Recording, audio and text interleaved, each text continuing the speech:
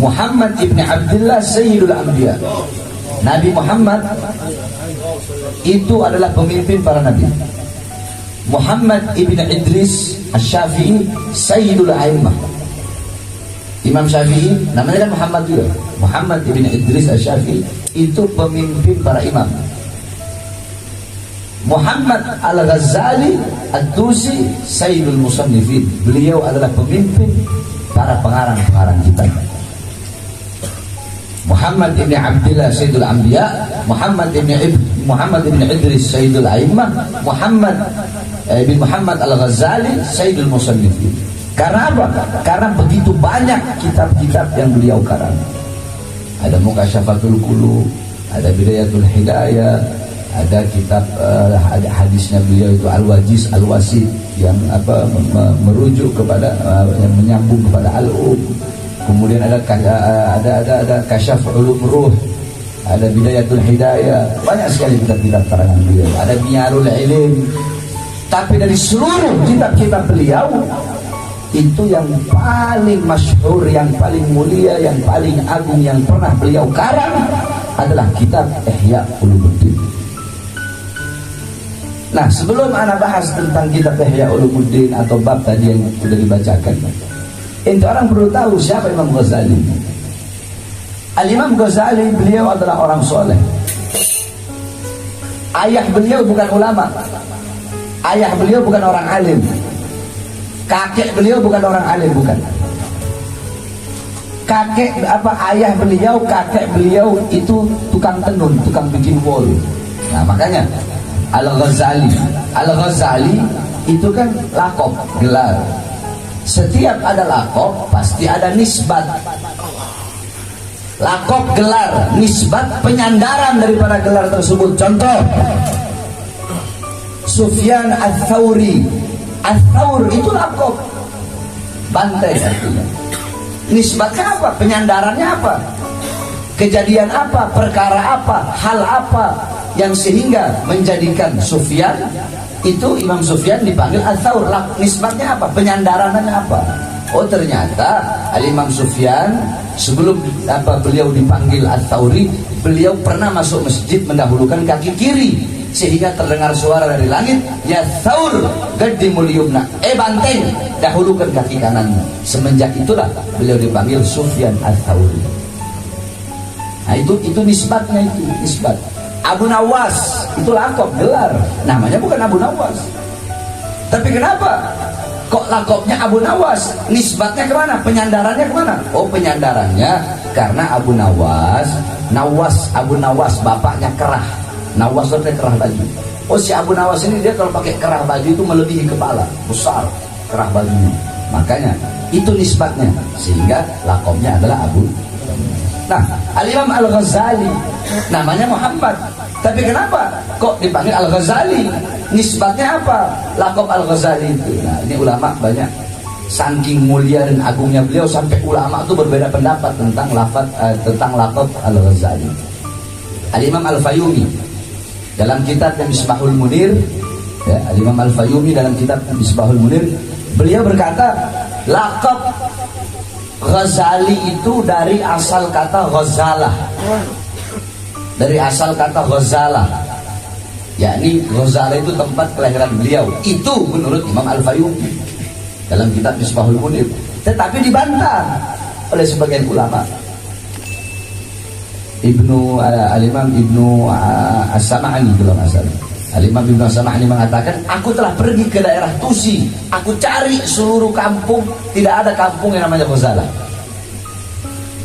Nah, diperkuat lagi dengan pendapat Al-Imam An-Nawawi. Imam Nawawi bilang Ghazalah, lakop Ghazalah kepada Imam Ghazali itu nisbatnya. Ini dijelaskan dalam kitab Tabaqat Asy-Syafi'iyah. Nanti kalau buka kitab Tabaqat Asy-Syafi'iyah ada di sini. Tabaqat Asy-Syafi'iyah sama Syiarul A'lam An-Nubala karangan Al-Imam Adz-Dzahabi. Di situ dijelaskan Imam Nawawi, tasydid Al-Ghazali adalah daripada pekerjaan ayah, keluarga dan kakeknya beliau. Ghazal masa kecilnya itu sudah banyak menuntut ilmu kepada para ulama-ulama besar, salah satunya Imamul Haramain. Itu guru besarnya beliau. Banyak, panjang kalau mau dijelaskan. Intinya Beliau adalah salah satu ulama dari umat Nabi Muhammad yang sangat dibanggakan oleh Rasulullah SAW. Ana ceritakan gini, Al-Imam Asy-Syaikh Abil Hasan Asy-Syadzili, pengarang kitab pengarang wirid Hizib Bahar Hizib Nasr, yang ngarang kitab Sirrul Jalil fi khawasi hasbunallah wa ni'mal wakil, yang ngarang kitab Mafakhirul Aliyah, itu beliau Syekh Abil Hasan Asy-Syadzili. Syekh Abil Hasan Asy-Syadzili pernah bermimpi. Dalam mimpinya beliau melihat ada Rasulullah dan ada Nabi Musa alaihi salam. Nabi Musa bilang ke Rasulullah, wahai Muhammad, engkau pernah berkata ulama ummati kal anbiya Bani Israel, ulama dari umatku itu sama seperti nabi-nabi dari kalangan Bani Israel. Aku ini nabi dari kalangan Bani Israel. Aku mau lihat umat seperti apa sih, ulama dari umatmu itu seperti apa. Kok bisa engkau samakan keilmuannya dengan kami, nabi-nabi dari kalangan Bani Israel. Di situ Rasulullah panggil Imam Ghazali. Yang dipanggil Imam Ghazali.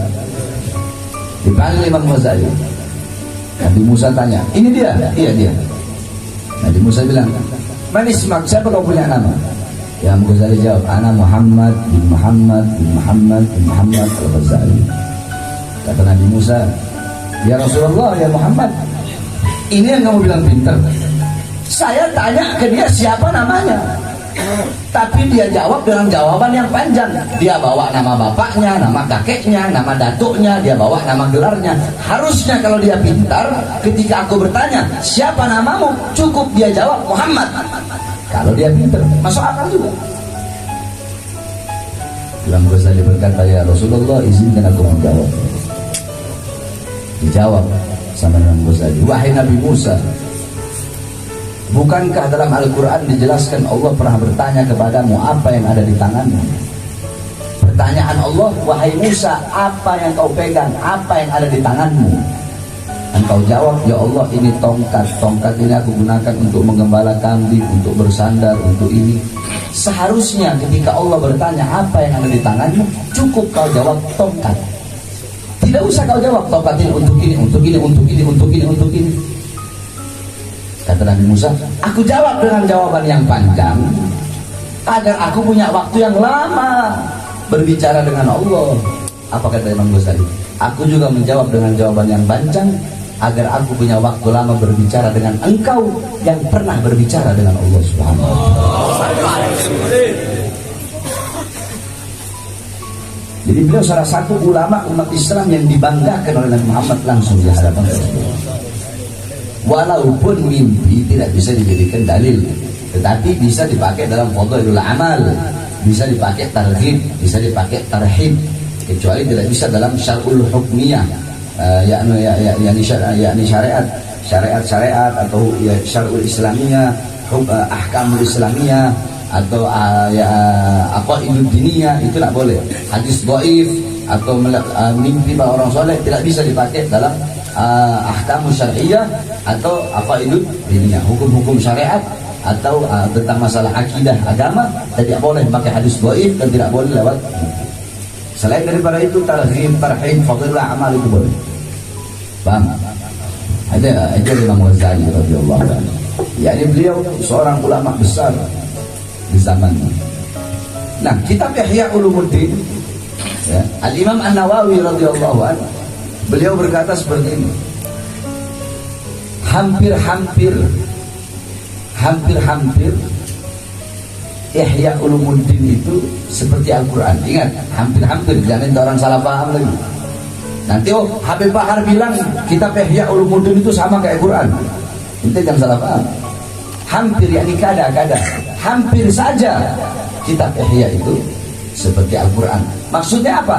Maksudnya karena begitu banyak orang yang membaca kitab Ihya, sampai-sampai hampir sama seperti banyaknya orang yang membaca Quran.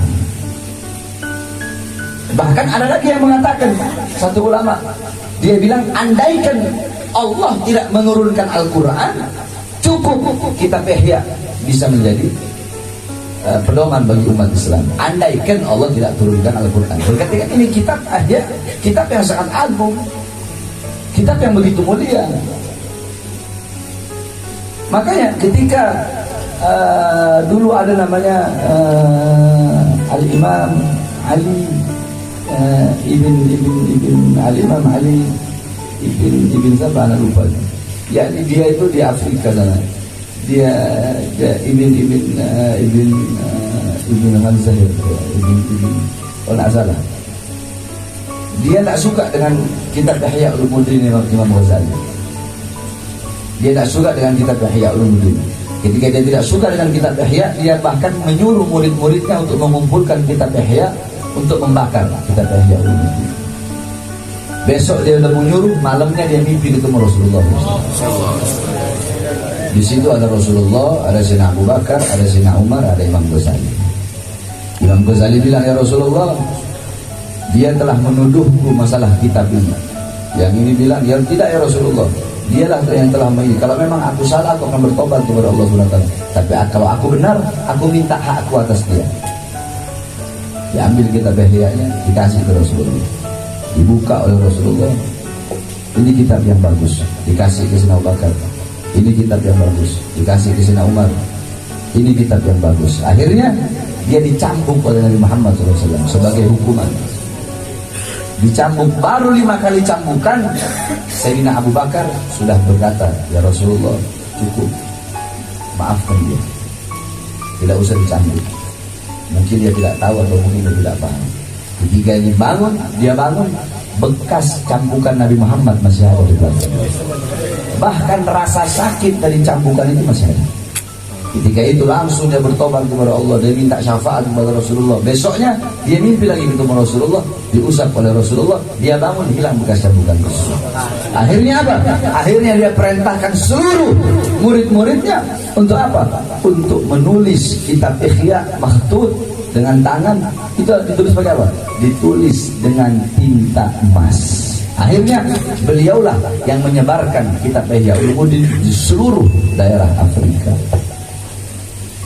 Ini Ihya Ulumuddin kitab yang begitu agung. Sampai-sampai Habib Abdullah bin Abu Bakar, Habib Abu Bakar bin Abdul Haidrus, beliau berkata, barang siapa di zaman beliau, padahal di zaman beliau itu kan tidak ada percetakan, tidak ada apa, makanya banyak kitab Ihya tersebar di zaman beliau. Beliau bilang, barang siapa yang menulis kitab Ihya dengan tangannya, menulis kitab Ihya dengan tangannya menjadi 40 jilid, maka dia akan masuk ke dalam surganya Allah SWT.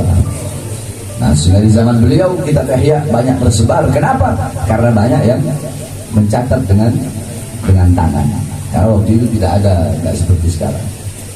Dan masih banyak lagi keutamaan, kemuliaan kitab Ihya Ulumuddin. Banyak orang-orang ngomong Ihya Ulumuddin seperti Ibnu Taimiyah, kitab Ihya Ulumuddin itu banyak hadis-hadis dhaif. Ini perlu tahu, Al-Imam Ghazali tidak sembarangan ketika meletakkan hadis di dalam kitab Ihya. Itu beliau buka ada, tarikatnya ada, semua ada di situ. Nggak ada yang nggak ada. Mau apa? Syariat ada di situ, masalah hukum-hukum, masalah hakikat ada, tasawuf ada, semuanya ada dalam kitab. Ente mau hadis, semuanya ada dalam kitab Ihya Ulumuddin Al-Imam Al-Ghazali. Ini termasuk kitab salaf yang selalu biasa kita orang baca.